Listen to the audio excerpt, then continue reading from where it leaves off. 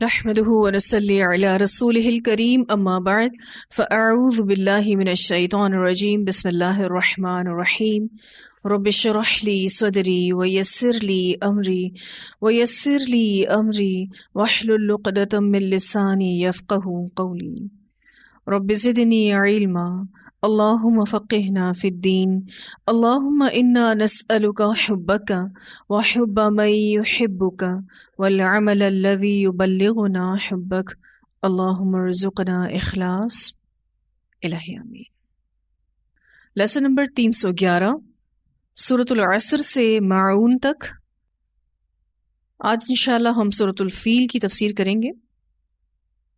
سورۃ الفیل مکی سورت ہے۔ الم ترى کیا آپ نے دیکھا نہیں، کیفا کس طرح، فعل ربک کیا آپ کے رب نے، باصحاب الفیل ہاتھی والوں کے ساتھ۔ کیا آپ نے دیکھا نہیں کہ آپ کے پروردگار نے ہاتھی والوں کے ساتھ کیا کیا؟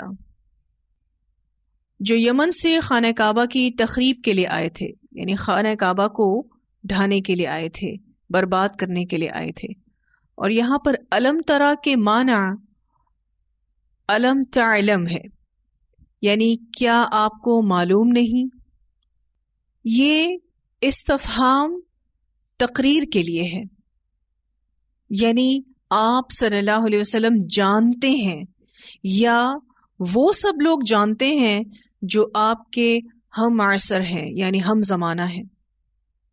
جب بھی استفہام تقریر آتا ہے تو اس میں انداز تو سوالیہ ہوتا ہے، لیکن کہنے کا مقصد یہ ہوتا ہے کہ جو بات بتائی جا رہی ہے اس کو آپ اچھے سے جانتے ہیں، آپ بھی جانتے ہیں، یعنی نبی اکرم صلی اللہ علیہ وسلم بھی جانتے ہیں اور آپ کے زمانے کے لوگ بھی جانتے ہیں۔ آپ کے زمانے کے لوگ بھی جانتے ہیں۔ یہ بات اس لیے کہی گئی کہ یہ جو ہاتھی والوں کا واقعہ ہوا تھا، عرب میں یہ واقعہ گزرے ابھی زیادہ عرصہ نہیں ہوا تھا، اور مشہور ترین قول کے مطابق یہ واقعہ اس سال پیش آیا جس سال نبی اکرم صلی اللہ علیہ وسلم کی ولادت ہوئی تھی۔ عربوں میں اس کی خبریں بہت مشہور تھیں۔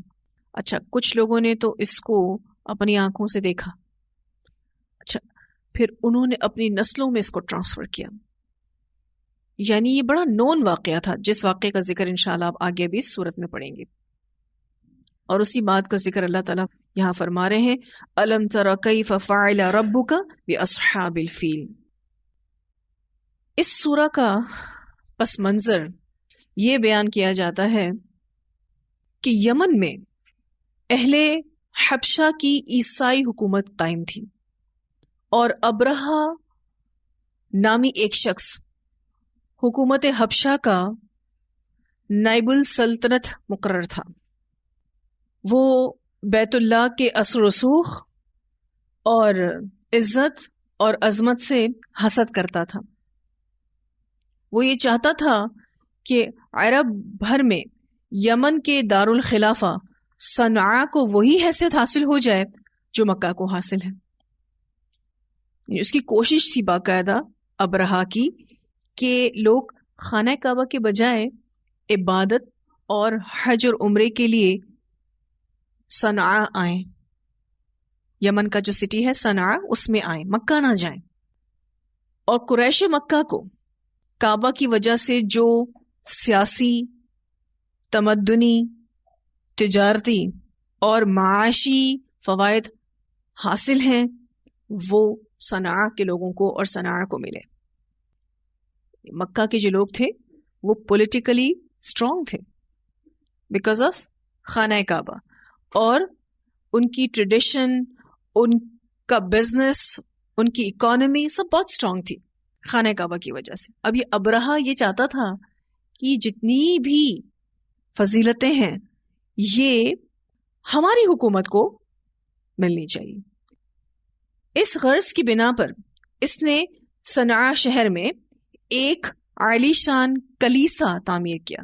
کلیسا کہتے ہیں چرچ کو، ٹھیک ہے، اور کنیسا سینیگوگ کو کہتے ہیں، سینیگوگ کہتے ہیں یہودیوں کی عبادت گاہ. اس نے کلیسا بنایا کیونکہ خود عیسائی تھا.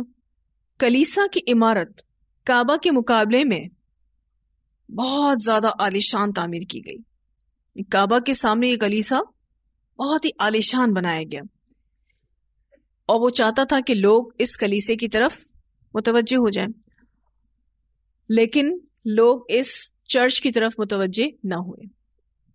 بلکہ جب عرب قبائل کو اس کلیسے کی تعمیر کی وجہ پتہ چلی تو ان میں سے کسی ایک نے اس کلیسے میں جا کر رفع حاجت کر دی، یعنی اپنا غصہ نکالا، غلاظت سے گندا کر دیا.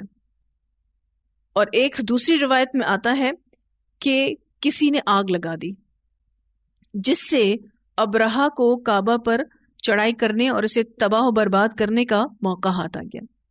وہ تو ویسے بھی چاہ رہا تھا کہ کوئی ایسا سینیریو بنے، کوئی ایسی صورتحال بنے کہ میں خانہ کعبہ کے اوپر چڑھائی کروں اور اس کو برباد کر دوں، تاکہ وہ خانہ کعبہ رہے ہی نہ.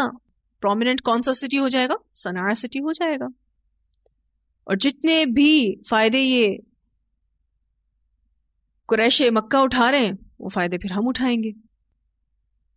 یہ بھی ممکن ہے کہ اس نے خود ہی کعبہ پر چڑھائی کرنے کی کوئی معقول وجہ پیدا کرنے کے لیے خود ہی اس کلیسا میں آگ لگوائی اور اس کی بے حرمتی کروائی. یہ بھی کہا جاتا ہے کہ اپنے اس مفاد کو حاصل کرنے کے لیے اس نے اپنے ہی شہر کے اس کلیسے میں آگ لگوائی اور ایک طرح سے بے حرمتی کروا کے ایک سچویشن کریٹ کی تاکہ قریش مکہ پر حملہ کر سکے. ایسا تو آج کل بھی ہوتا ہے کہ بہت سارے دشمنان اسلام اپنے ملک کا کچھ تھوڑا نقصان کر کے چڑھائی کس پر کرتے ہیں؟ مسلمانوں پر. سیدھا الزام مسلمانوں پر لگا کر چڑھائی مسلمانوں پر کرتے ہیں. خیر یہ ان کی پرانی عادت ہے. بہرحال ابرہہ نے کعبہ پر چڑھائی کے لیے 60,000 افراد پر مشتمل ایک لشکر تیار کیا. آپ سوچ سکتے ہیں کتنی بڑی آرمی تیار کی اس نے. 60,000 لوگوں کے ساتھ یہ پوری فوج تیار کی. اس لشکر میں 13 ہاتھی تھے، جس کا ذکر آپ نے ابھی پہلی آیت میں پڑھا بھی اصحاب الفیل. اب 13 ہاتھی تھے اور ان 13 ہاتھیوں پر ایک ہاتھی جس کا نام محمود تھا اور وہ تھا ابرہہ کا ہاتھی، وہ ان باقی ہاتھیوں کو گائیڈ کرتا تھا، لیڈ کرتا تھا. یعنی اس کو اس طریقے سے ٹرین کیا گیا تھا محمود کو کہ محمود آگے بڑھے گا تو باقی جتنے بھی ہاتھی ہیں وہ اس محمود نامی ہاتھی کو فالو کرتے ہوئے آگے بڑھیں گے. ٹریننگ اس طرح کی دی گئی تھی. اور آپ اس بات کو اچھے سے سمجھ سکتے ہیں کہ مکہ میں تو ہاتھی ملتے نہیں ہیں. ٹھیک ہے، آئے یہ یمن سے ہی تھے. ٹھیک ہے، یہ لشکر مکہ کی طرف روانہ ہوا تو راستے میں اکثر عرب قبائل مزاحم ہوئے، یعنی روکنے کی کوشش کی، لیکن ابرہہ کے اتنے بڑے لشکر کے مقابلے میں ان کی کیا حیثیت تھی؟ ان قبائل کے سامنے آنے اور لڑنے سے کوئی فائدہ نہیں تھا. ان کی کیا حیثیت تھی اتنے بڑے لشکر کے سامنے؟ وہ شکست کھاتے اور گرفتار ہوتے گئے. یعنی جتنے بھی قبیلے ان کے سامنے آ کے لڑ رہے تھے وہ ہارتے جا رہے تھے، اور ان میں سے جو بچتے جا رہے تھے یہ ان کو گرفتار کرتے جا رہے تھے، قیدی بناتے جا رہے تھے. بالآخر ابرہہ منا اور مزدلفہ کے درمیان ایک مقام محصر تک پہنچ گیا. یہ وادی محصر کے نام سے مشہور ہے. اس نے وہاں ڈیرے ڈال دیے، کچھ لوٹ مار بھی کی، اور یہ ایک ابتدائی لوٹ مار تھی اپنا خوف اور اپنا روب ڈالنے کے لیے. اس میں عبد المطلب جو ان دنوں کعبہ کے متولی اعظم اور قریشیوں کے سردار تھے، ان کے بھی 200 اونٹ قبضے میں کر لیے. پھر اہل مکہ کو یہ پیغام بھیجا کہ میں صرف کعبے کو ڈھانے آیا ہوں، آپ لوگوں سے لڑنے نہیں آیا ہوں، لہٰذا اگر آپ میرے سامنے نہیں آئیں گے تو آپ کی جان اور آپ کے مال محفوظ رہیں گے. اب اس پیغام پر جو ابرہہ نے دیا کہ میں لڑنے نہیں آیا ہوں، اور اگر آپ کوئی بھی قسم کا آبجیکشن نہیں کرتے تو آپ کے جان اور مال محفوظ ہیں، اس پیغام پر جو عبد المطلب تھے وہ ڈائلاگس کرنے کے لیے پہنچ گئے. کیوں پہنچے؟ وہ جو 200 اونٹ عبد المطلب کے ابرہہ نے رکھ لیے تھے وہ اس سلسلے میں بات کرنے پہنچ گئے. قریش مکہ کو اس بات کا یقین ہو گیا تھا کہ وہ ابرہہ کے اس لشکر کا مقابلہ نہیں کر سکتے، پاسبل ہی نہیں تھا. لہٰذا عبد المطلب نے روانگی سے قبل ہی لوگوں سے کہہ دیا کہ اپنی حفاظت خود کریں اور اپنے اموال سمیٹ کر پہاڑوں میں چھپ جائیں. اور پہاڑ کتنے مکہ میں؟ بہت ہیں. سٹی آف ماؤنٹین کہلاتا ہے مکہ. تو کہا پہاڑوں میں چھپ جاؤ، پناہ لے لو، کہنے کا مطلب یہ تھا. پھر ان لوگوں نے کعبہ میں جا کر خالصتاً اللہ تعالیٰ سے نہایت خلوص سے نیت کے ساتھ دعائیں کی کہ وہ اپنے گھر کی خود حفاظت کرے. کہ اللہ تعالیٰ ہم تو نہیں کر سکتے، اتنا بڑا لشکر آیا ہے، زبردست قسم کے فوجی ہیں، ہم ان کی کہاں تاب لا سکتے ہیں، آپ خود اپنے گھر کی حفاظت کیجیے، کیونکہ ہم میں اتنی سکت ہی نہیں. اس وقت بھی کعبہ میں 360 بت موجود تھے، مگر اس مشکل وقت میں مشرکین مکہ اپنے سارے معبودان کو بھول گئے. 360 بتوں کے آگے کوئی ہاتھ نہیں جوڑے، انہوں نے اللہ کے آگے ہاتھ جوڑے. اللہ تعالیٰ نے ان کی دعا کو قبول فرمایا. جب عبد المطلب ابرہہ کے پاس پہنچے تو وہ ان کی وجاہت سے بہت متاثر ہوا اور خود آگے بڑھ کر ان کا استقبال کیا. بہت ہی روبدار پرسنالٹی تھے عبد المطلب. پھر پوچھا آپ کیا چاہتے ہیں؟ عبد المطلب نے بڑی سادگی سے جواب دیا اپنے اونٹوں کی واپسی، میرے اونٹ واپس کر دیں آپ، جو 200 اونٹ آپ نے پکڑ لیے. اس جواب پر ابرہہ سخت حیران ہوا. کہتے ہیں میں حیران ہوں، آپ اتنی قدر و منزلت رکھنے والے ہیں، آپ کی قدر و منزلت تو میری نظروں میں ہی گر گئی. میں سمجھا تھا کہ آپ مجھ سے کعبہ کے متعلق کوئی بات کریں گے، آپ تو اپنے اونٹوں کی بات کرنے آ گئے.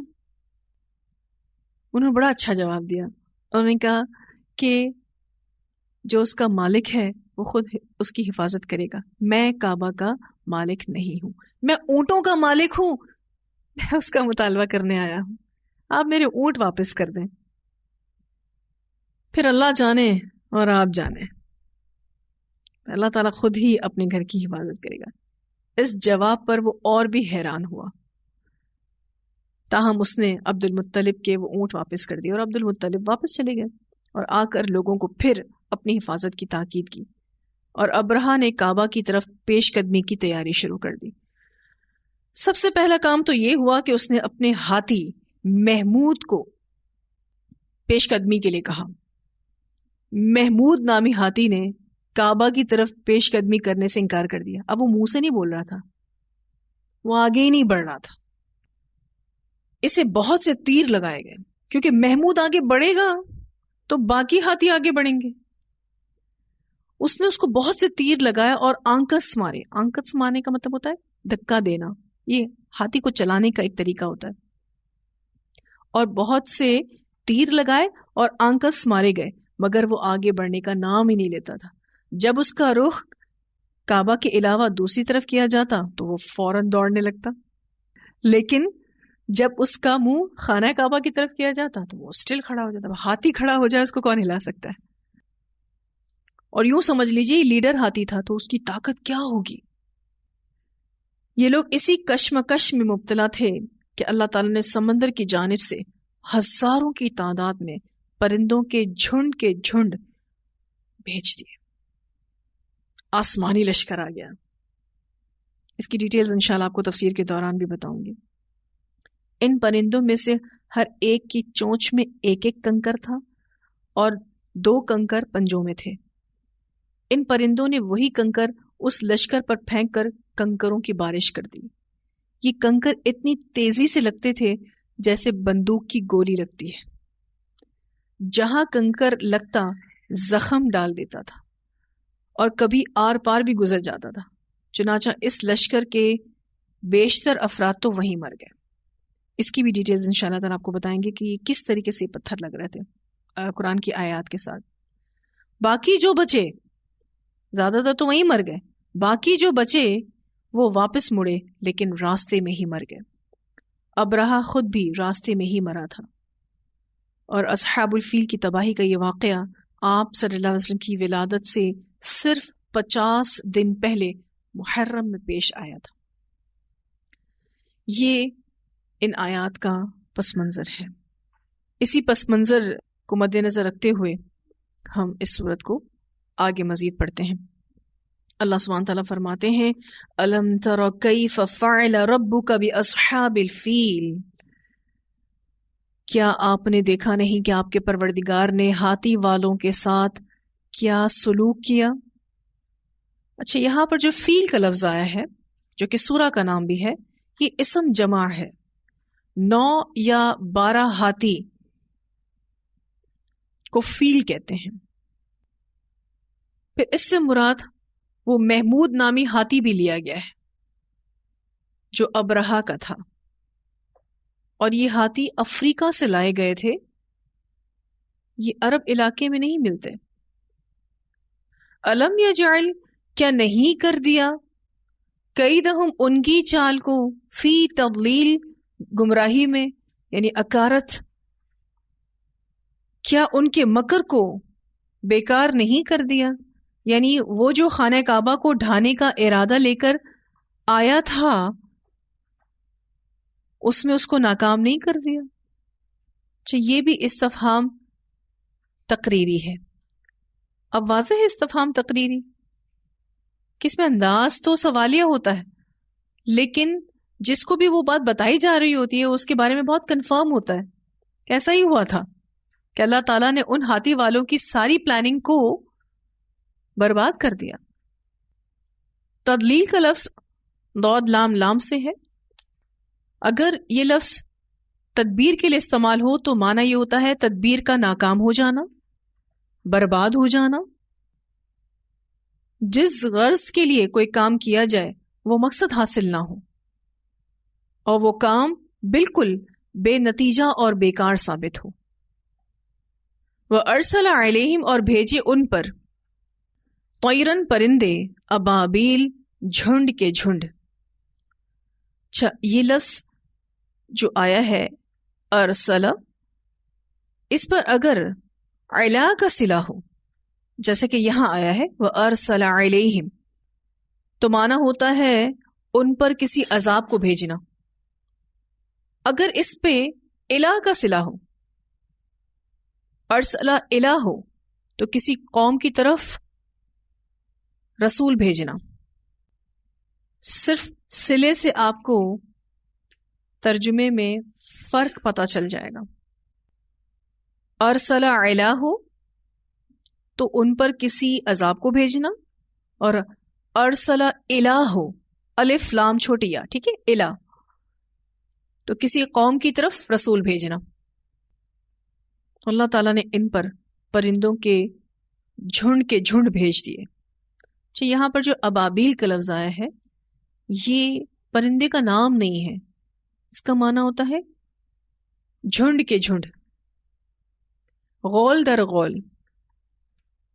طیرن ابابیل یعنی پرندوں کی جماعتیں. ابن عباس ابابیل کے بارے میں بتاتے ہیں کہ ان جماعتوں کو کہتے ہیں جو ایک دوسرے کے پیچھے ہوں. پھر اسی طرح سے امام حسن بصری رحمہ اللہ اور امام قتادہ رحمہ اللہ وہ ابابیل کے معنی یہ بتاتے ہیں کہ بہت زیادہ، یعنی یہ پرندے کتنے تھے؟ بہت زیادہ تھے. طیرن ابابیل، تعداد میں بہت زیادہ تھے. یہ پرندے جو بہت زیادہ تعداد میں بھیجے گئے تھے، ان کے بارے میں حضرت ابن عباس رضی اللہ تعالی عنہما فرماتے ہیں کہ اللہ نے یہ پرندے جو بھیجے تھے ان کی پرندوں کی طرح چونچیں تھیں اور کتوں کی طرح پنجے تھے. ابن عباس بتاتے ہیں کہ ان کی چونچیں تو پرندوں جیسی تھیں لیکن ان کے جو پنجے تھے یہ کتوں کے جیسے تھے. اکرمہ سے روایت ہے کہ یہ سبز رنگ کے پرندے تھے جو سمندر کی طرف سے آئے تھے، اور ان کے درندوں کی طرح سر تھے.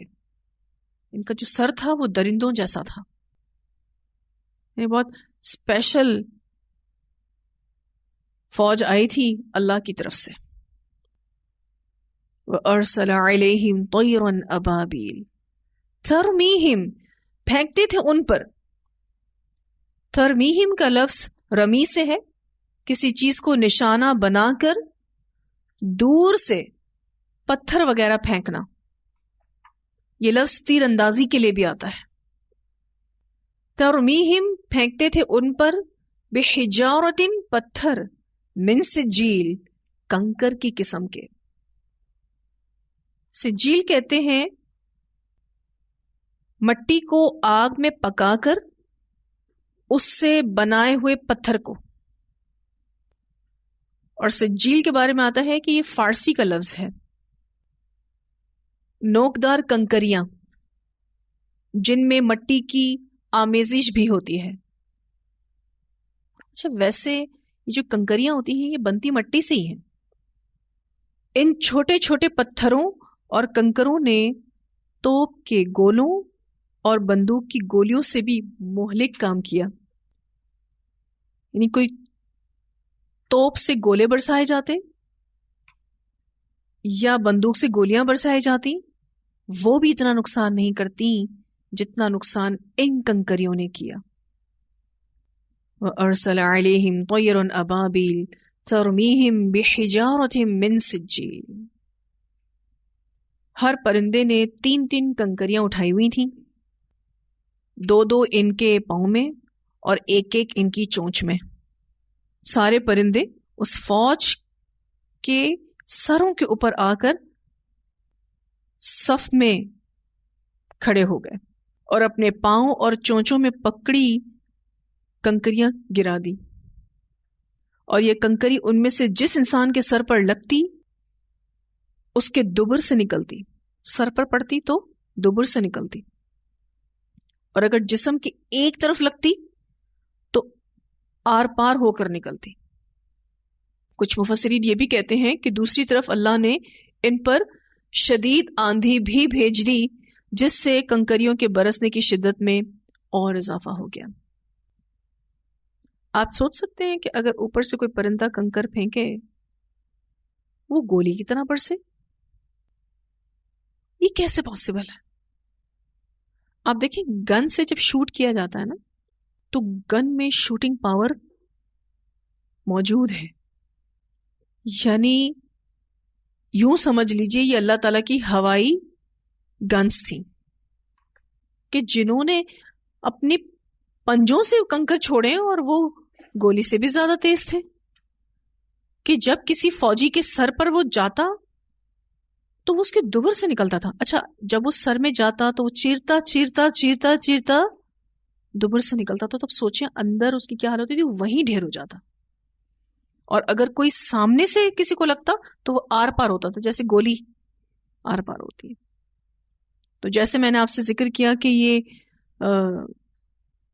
جو چھوٹے چھوٹے سے پتھر تھے انہوں نے توپ کے گولوں اور بندوق کی گولیوں سے زیادہ نقصان پہنچایا. اللہ تعالیٰ فرماتے ہیں فَجَعَلَهُمْ، تو کر دیا ان کو. یہاں پر فا جو ہے نا یہ انجام کا ہے، تو کر دیا ان کو کَعَصْفٍ، بھوسے کی طرح، مأکول، جو کھایا ہوا ہو. یعنی ان کے جسم کے اجزاء اس طرح سے بکھر گئے جیسے کھائی ہوئی بھوسی ہو. کَعَصْف کہتے ہیں چارے کا وہ حصہ جو جانور چرنے کے بعد آخر میں چھوڑ دیتے ہیں.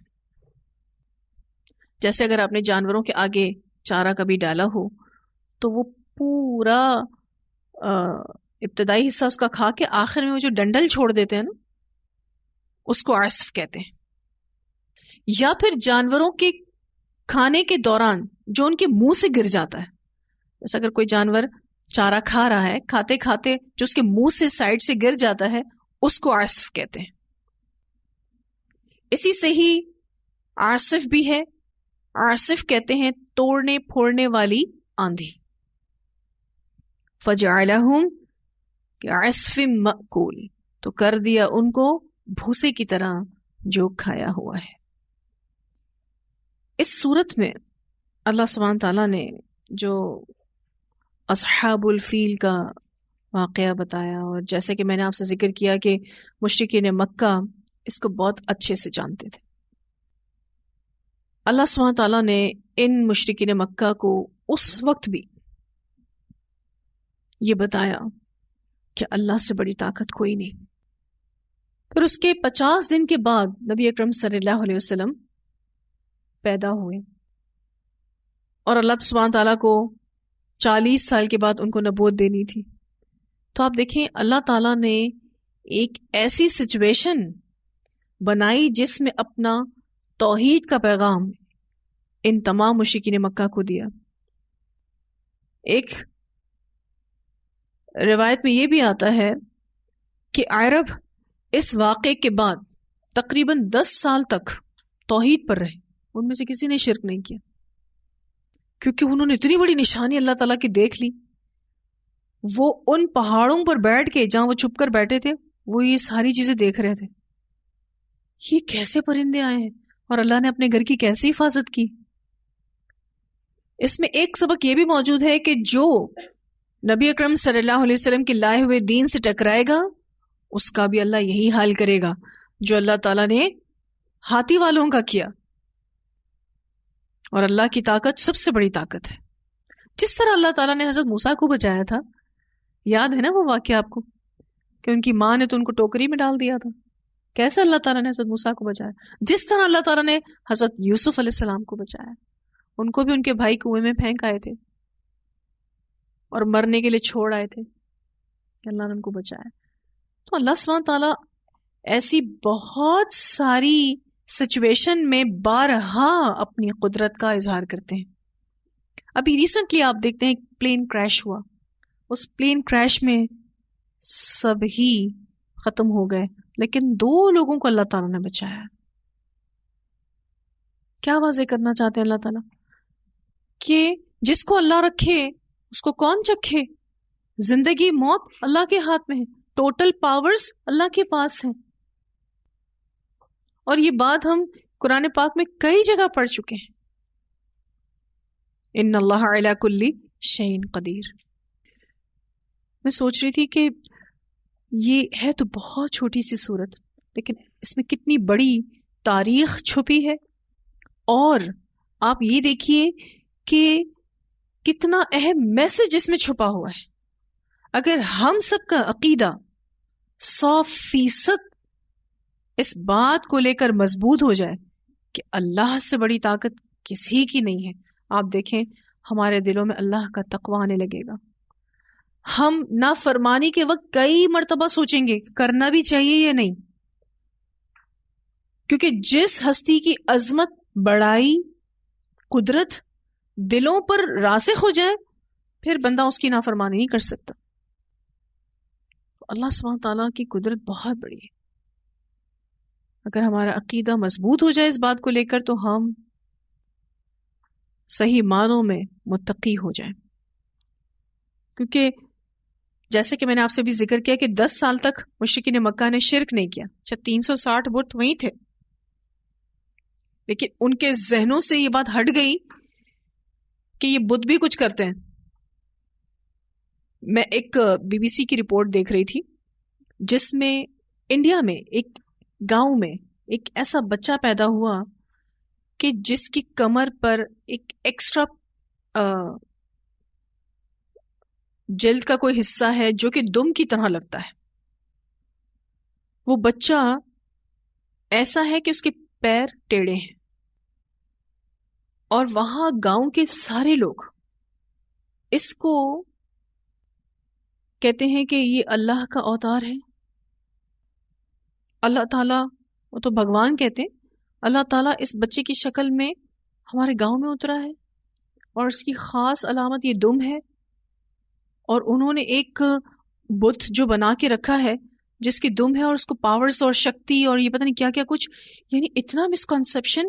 میں یہ سوچ رہی تھی کہ ان کی عقلوں کو کیا ہو گیا ہے. وہ بچہ جو خود نہیں چل پا رہا، وہ ویل چیئر پر ہے، اس کی ڈیلی بیسس پر پوجا ہوتی ہے، اس کے آگے لوگ ہاتھ جوڑ کر کھڑے ہیں، اس کے آگے سجدہ کر رہے ہیں. اور اب عقیدہ آپ دیکھیے کہ ایک عورت انٹرویو دے رہی تھی کہ میں نے اس سے جو دعا کروائی ہے وہ پوری ہوئی ہے. اس سے پوچھا گیا کہ آپ کا یہ بلیف اس پر اتنا مضبوط کیسے ہوا؟ کہا کہ میں کوما میں چلی گئی تھی، میرے ہسبینڈ کو کسی نے اس بچے کے بارے میں بتایا کہ یہ جو ہے وہ ریفلیکشن آف اللہ سبحانہ تعالیٰ نعوذ باللہ ہے، یعنی وہ اللہ کا اوتار ہے. تو میرے شوہر اس کے پاس آئے اور اس نے اس بچے سے دعا کروائی تو میں کوما سے باہر آ گئی. تو اب میرا بہت بلیو اسٹرانگ ہو گیا ہے. اللہ کی قدرت کو لوگ محسوس نہیں کرتے اور ایک ایسی چیز کے عقیدے میں پھنس گئے کہ جو خود نہیں چل سکتا.